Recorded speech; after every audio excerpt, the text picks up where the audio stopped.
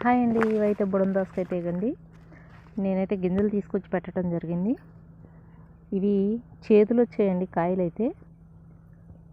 ఇవి పండిన తర్వాత కనుక మనం కోసి కూర వండుకున్నట్టయితే చాలా బాగుండిద్ది కూర.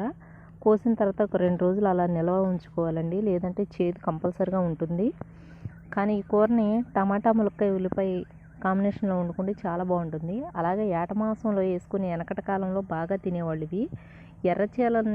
ఎర్ర రేగడ నేలలని ఉంటాయి, ఉసుకుపర నేలలు, వాటిల్లో ఎక్కువగా దొరికాయి అనమాట. వెనకటి కాలంలో ఈ తీగలు అయితే బాగా ఉండేవి.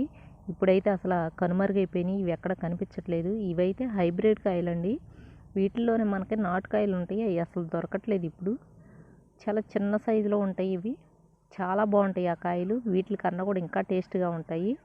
వీటిని వంకాయ శనగగింజలు కాంబినేషన్లో దోసకాయ చట్నీ చేసుకుంటే అదుర్స్గా ఉంటుంది.